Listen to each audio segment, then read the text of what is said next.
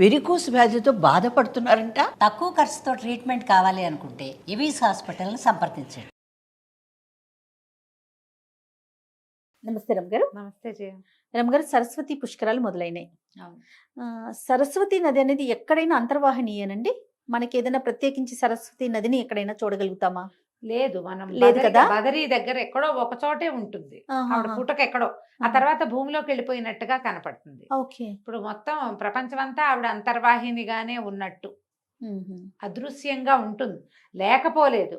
పాతాళంలో ఉంటుందని ఆమె అట్లా ప్రవహించి వచ్చి భూమి మీద ఎక్కడ కనపడకుండా మళ్ళీ అక్కడ ఇంకో చోట కనిపిస్తుంది. ఓకే. ఇప్పుడు చూడు, మనకి త్రివేణి సంగమంలో అంతర్వాహినిగా ఉన్న సరస్వతి మన కాళేశ్వర ముక్తీశ్వర క్షేత్రంలో అంతర్వాహినిగా కనపడుతుంది. ఎక్కడ త్రివేణి సంగమం, ఎక్కడ కాళేశ్వరం కదా? అంటే లోపల నుంచి ప్రయాణం చేసి వస్తోందనే కదా అర్థం. ఓకే. లోపల ప్రయాణం చేస్తుంది. ఆమెను పాతాళంలోకి వెళ్ళి సంగమం దగ్గరికి వెళ్ళమని ఆ వేదవ్యాసుడు చెప్పాడని, ఆయన చెప్పిన మాట ప్రకారమే ఆమె అట్లా భూమిలోకి వెళ్ళిపోయిందని చెప్తారు కథ. మహాభారతం చెప్పేటప్పుడు వ్యాస మహర్షి గణపతి వినాయకుడు ఆయన రాస్తున్నాడు, ఏం చెప్తున్నాడు, ఆయన రాస్తున్నాడు. ఈ సరస్వతి నది ప్రవాహం పరవళ్ళు తొక్కుతూ వస్తున్న శబ్దంలో వినపట్టలేదు. నదీ ప్రవాహాలు ఎట్లా ఉంటాయి, శబ్దం చేస్తాయి కదా. అవునవును. అందుకని నువ్వు నిశ్శబ్దంగా ఉండు, లోపలికి వెళ్ళిపో అని చెప్పాడని, వినిపించట్లేదని ఆయన అన్నాడని, అందుకని ఆమె వెళ్ళిపోయింది లోపలికి అంటారు. కొంత మటుకే కనపడుతుంది. ఈ ఉత్తరాఖండ్లో ఎక్కడో అది ఆ ప్రాంతం, అక్కడ కొంచెం కనిపిస్తుంది. ఆ తర్వాత ఇంకా లోపలికి వెళ్ళిపోతుంది. అంత ప్రవాహము అదృశ్యమైపోయినట్టుగా ఎట్లా వెళ్ళిపోయిందో తెలియకుండా వెళ్ళిపోతుంది. అద్భుతమైన విషయం కదా. అవును కదండి. ఈ సరస్వతి ప్రవాహం ఉండటం వల్లే త్రివేణి సంగమం అంత పవిత్రంగా ఉంది. అక్కడ గంగా యమున ఉన్నాయి. అవును. మూడోది అంతర్వాహినిగా ఉన్న సరస్వతి వల్లే అదంత పవిత్రమైంది. 3 నదుల సంగమం చాలా అద్భుతమైంది. ఇప్పుడు మామూలుగా నదీ సంగమం అంటే నది సముద్రంలో కలిసే సంగమ క్షేత్రాలు కనపడతాయి. అవును.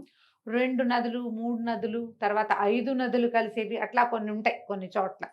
ఈ త్రివేణిలో ఈ గంగా యమున ఇవి 2 భగవత్ సంబంధమైన నదులు అవటం, సరస్వతి సాక్షాత్తు సరస్వతి దేవి యొక్క స్వరూపం అవటం వల్లే త్రివేణి సంగమానికి అంత ప్రత్యేకత, అంత గొప్పతనం.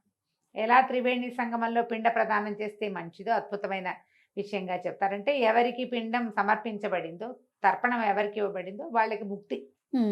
అదే మనకి ఇక్కడ కూడా కాళేశ్వర ముక్తీశ్వర క్షేత్రంలో కూడా పిండ ప్రదానం చేస్తే, ఎందుకంటే ఇక్కడ సరస్వతి అంతర్వాహినిగా ఉండటం వల్ల, గోదావరి ప్రాణహిత సరస్వతి ఉండటం వల్ల ఇక్కడ కూడా అలాంటిది ప్రత్యేకమైన ఇది ఉందని, అంటే ప్రత్యేకత కలిగిన క్షేత్రం అని చెప్తారు.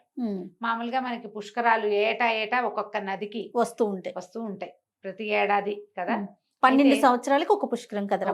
ఈ 12 నదులకి వస్తాయన్నమాట.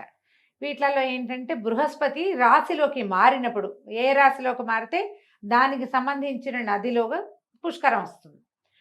బృహస్పతి ఇప్పుడు మిథున రాశిలోకి ప్రవేశించాడు. ఈ మిథునంలోకి ప్రవేశించినప్పుడే సరస్వతికి పుష్కరాలు వస్తాయి.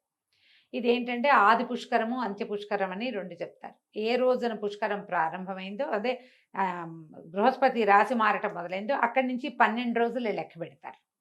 ఈ 12 రోజులు పుష్కరుడు కనపడతాడు ఇక్కడ ఈ నదిలో. ఈ 12 రోజులు పవిత్ర స్నానాల రోజులుగా స్నానం చేస్తే అద్భుతమైంది. తర్వాత ఇక్కడ పిండ ప్రదానము, తిలతర్పణాలు, పెద్దలకి నీరోజులు పెట్టడం, ఏదైనా కూడా చేతొచ్చినట్టు మనమే సూర్యుడికి అర్ఘ్యం ఇచ్చుకున్నా కూడా ఉపయోగిస్తుంది, మంచిది. ఇవి కాకుండా మళ్ళీ అంత్య పుష్కరాలు చెప్తారు. ఓ 10 రోజులు, మళ్ళీ ఏడాది అంతా గడిచాక చివరి 12 రోజులు. మళ్ళీ మధ్యలో ఇది ఇంకొక అమెండ్మెంట్ ఏముందంటే, దీనికి ఏడాది అంతా ఈ పుష్కర సమయంలో పుష్కరం వచ్చినప్పుడు మొదటి 12 రోజులు ఆది పుష్కరాలు, చివరి 12 రోజులు అంత్య పుష్కరాలతో పాటుగా మధ్యలో ఉన్న ప్రతిరోజు కూడా మిట్ట మధ్యాహ్నం 12 గంటలకి పుష్కరుడు నీటిలో ఉంటాడు. మధ్యాహ్నం గనక స్నానం చేస్తే పుష్కర స్నాన ఫలితం వస్తుందని చెప్తారు.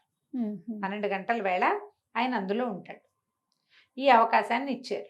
ఇప్పుడు సరస్వతి నది అనేసరికల్లా మనకి ఎక్కడ ఆమె అంతర్వాహినిగా ఉందో ఆయా ప్రాంతాలలో మనం గనక స్నానం చేస్తే, ఎందుకంటే ఆవిడ ప్రత్యేకంగా కనపడేది లేదు. చాలా మంది బదరీ క్షేత్రం వెళ్ళారు, బదరీలో జరుగుతాయి. అక్కడ ఆమె ముందు మాయమైపోయిన ప్రదేశం బదరికి దగ్గర కాబట్టి అక్కడికి వెళ్తారు. ఇప్పుడు సమయం కదా, వెళ్ళే సమయమేగా. కొంతమంది అక్కడికి వెళ్ళారు పుష్కరాలని ఇది చేసుకోవటం కోసం. మన త్రివేణి సంగమంలో వెళ్తారు.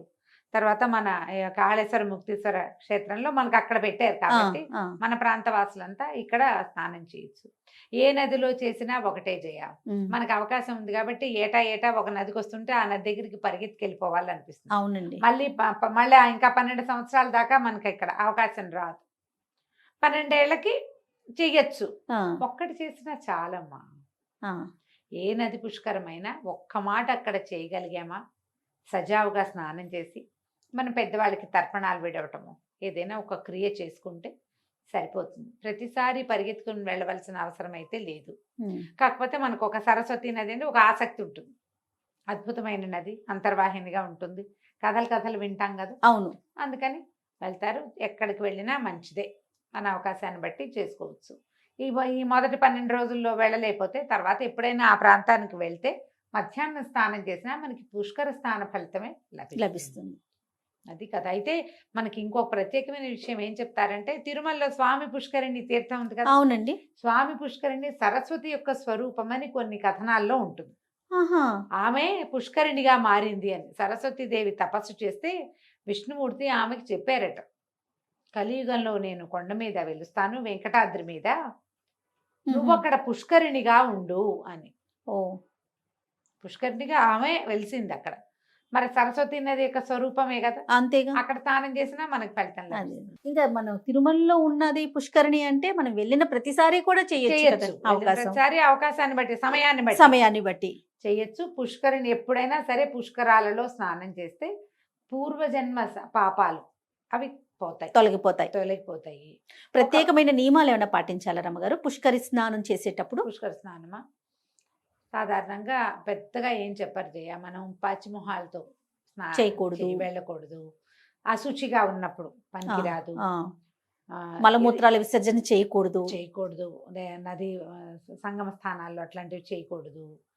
అశుచిగా అంటే మనకి పీరియడ్స్, ఏదైనా ఇంట్లో మరణాలు సంభవించినప్పుడు, పొరిటి మైలులు అవి ఉన్నప్పుడు పుష్కర స్నానాలు పనికిరావు.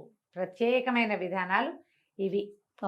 మీరు పసుపు కుంకుమ ఏమైనా పట్టుకెళ్ళి పవిత్రంగా స్నానం చేసి పసుపు కుంకుమలు అమ్మవారికి, ఆమెకి గంగా నది, సరస్వతి నదికి, ఏ నదికి పుష్కరమైతే ఆ నదికి నదీమ తల్లికి సమర్పించటము. అయితే ఏంటంటే ఈ స్నానాలు చేసేటప్పుడు షాంపూలు, సబ్బులు లాంటివి వాడడం, బట్టలు ఉతకటము, బట్టలు సబ్బులు నురుగంతా అందులో పోసేయటము అలాంటివి చేయొద్దు. ప్లాస్టిక్ కవర్లు, విపరీతంగా పువ్వులు నిన్ను సమర్పించటము అవి చేయబోకండి. ఒక్క పుష్పం కొద్దిగా ఒక పసుపు కుంకాలు కూడా పోసేయకూడదు. కొద్దిగా ఒక దీపం విడిచిపెడితే దాన్ని, ఆ దీపం కూడా సాధారణంగా ఈ మట్టి దీపాలు అవి దొరుకుతాయి, నీటిలో పడిపోయినా ఇబ్బంది ఉండదు, నదికి వచ్చే సమస్య ఉండదు కదా. ఇవి ప్రత్యేకంగా పాటించవలసిన విధులు. ఇంకా ఆడ మగ తేడా ఏం లేదు, ఎవరైనా చేయొచ్చు. ఇవన్నీ కూడా స్నానం ఆచరించే ముందు కదా. ఆ రోజు ఏమన్నా నియమ నిష్టలతో ఉంటారు అనేది ఏమన్నా ఉందా రమ్మగారు? అంటే మరి నేను ఇలా చెప్పచ్చా ఇప్పుడు? మీరు ఎలా అనుకుంటే అలా చెప్పాలి. చాలా మంది అడుగుతారు జయ, ఇప్పుడు మరి నాన్ వెజ్ తింటేనో అని. మీరు పుష్కర స్నానానికి వెళ్ళిన రోజున పవిత్రంగా ఉండండి, అంతే. మీరు ఏది పవిత్రం అనుకుంటే అదే. బాగుంది, నేను అడగటం బాగుంది, మీరు చెప్పటం ఇంకా బాగుంది. ఎందుకంటే ఇది ఒక ప్రశ్న ఉంటుంది. సాయంకాలం దీపం పెట్టుకోండి అనగానే మరి నాన్ వెజ్ తింటే మధ్యాహ్నం అని అడిగారు ఎవరో ఒకళ్ళు. అది దృష్టిలో పెట్టుకుని నేను ఈ మాట చెప్పలేండి. మీరు ఇంత అద్భుతమైంది 12 ఏళ్లకు ఒకసారి వచ్చేదాన్ని ఒక అద్భుతమైన అవకాశం అని భావించి మీరు అక్కడ దాకా వెళ్ళి స్నానం చేసినప్పుడు దానికోసం మీరు ఏది పవిత్రత అని భావిస్తారో, మీ పవిత్రత ఏదో మీరు అది పాటించండి, సరిపోతుందిగా. అది ఎవరో ఒకళ్ళు చెప్పాల్సిన పని ఏమిటి, చేయకూడదు, ఇది సరైనది కాదు అని మీకు అనిపిస్తుంది, అది చేసుకోండి కనీసం. రైట్. నమస్తే. నమస్తే.